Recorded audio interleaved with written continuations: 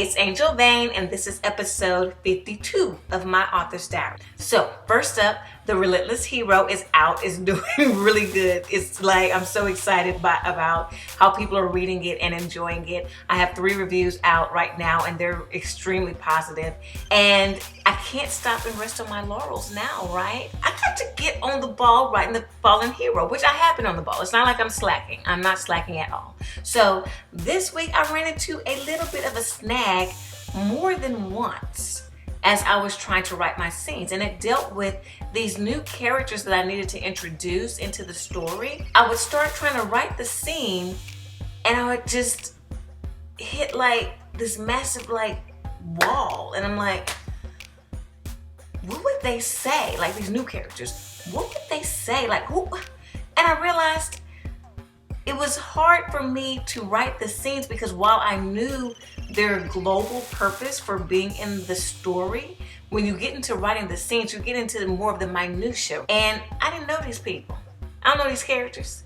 I don't know them like I know Julian and Mena. Like, I know Julian and Mena like the back of my hand. I can write them in my sleep. These new people that they have to interact with, I'm like, who are y'all? And so I really had to stop and say, time out. There are 2 things that I need to solidify, even for secondary and tertiary characters in my story. That's what's their personality and what's their motivation. Now, I'm really good on motivation. And so most of them, because of why I need them in the book, I understand what their motivation is. And so I'll talk about that in a separate video. But the personality, I hadn't even spent any time thinking about their personality. And now I'm like, that really drives a lot of how people interact with each other. For some of these secondary characters, I actually am going to have to stop and try to figure out what their personality is. And who has time for that? I have to make time for that because the scene won't be written without it. So I actually started to do some research and saw a lot of other authors use these personality tests to develop the personalities of their characters. And so, when you're doing character development, there's all these different, interview your character. What's your character's favorite color? What's your character's, most embarrassing moment? Things like that. So I always poo-pooed those. I'm like, ugh, that's not what's important to me. And so I never really used them because I felt like you end up spending a lot of time filling out a bunch of stuff that ends up being pointless and not necessary and not even used in your story. But this concept of looking at a personality test and trying to see where your character fits on that personality test, that has merit in my mind. So I decided to start looking up and say, okay, well, what are all these personality tests? You can think of Myers Briggs, right? So that's the first one that came to mind. But I'm like, what are these other ones that these authors are talking about? So there's one called the DISC. There's Clifton Strengths. There's Enneagrams. So there's all these different personality tests out there that categorize personalities in from 4 to 16 different types of personalities. And I'm like, wow. Now this is something that I think I can use. So to test myself, I said, well, you think you know Julian and Mena so well.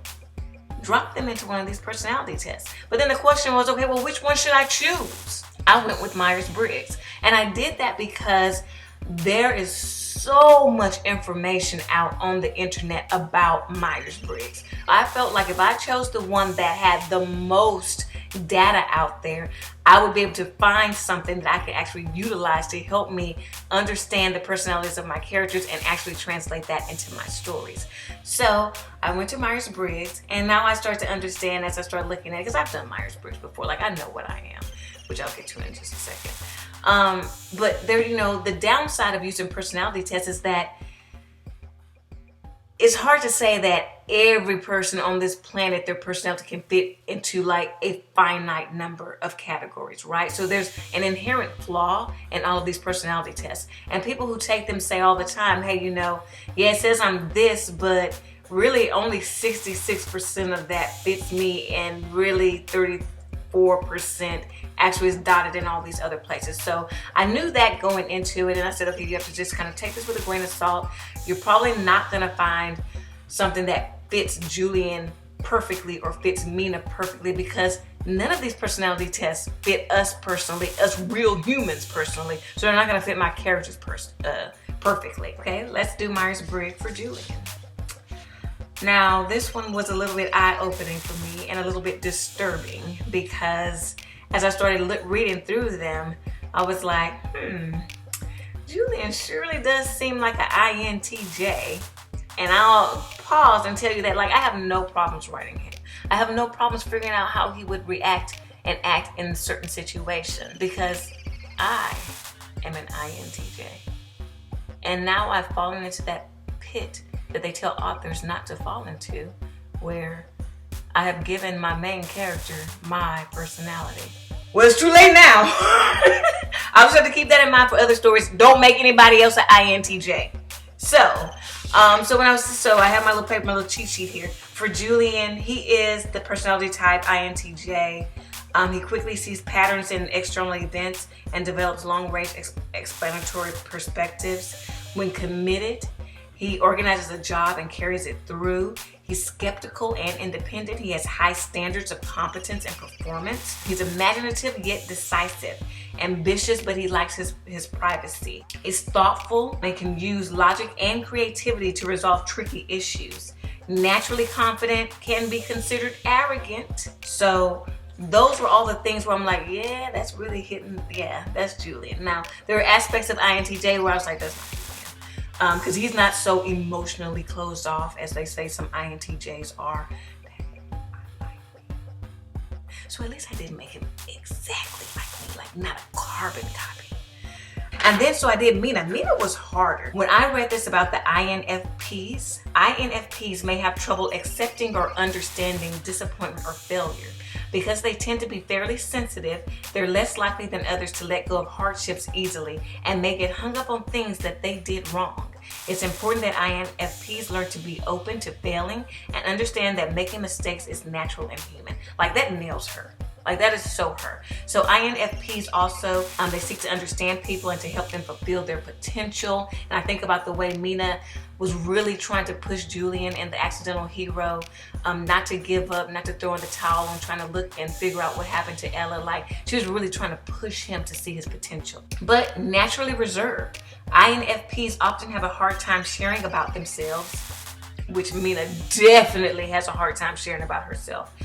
Which can affect how they seek help for problems. She doesn't. She tries to solve them all on her own. But I think about all the ways that this can be useful to me, because if I throw Mena into a situation and I hit a roadblock, like, gosh, like, what would she really do here? Or I don't want to make her keep doing the same thing I've made her do in the past.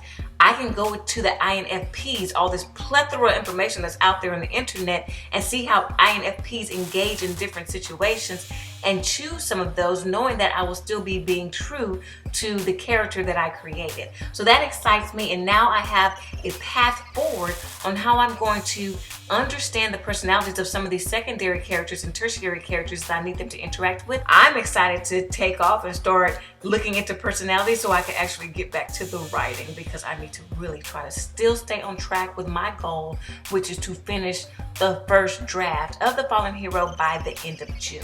Now, if you want to continue to keep up with me and all the ups and downs that I go through as I try to write and publish new books, click the subscribe button, then click that little silver bell so you won't miss when I'm doing a video, and I will see you next time.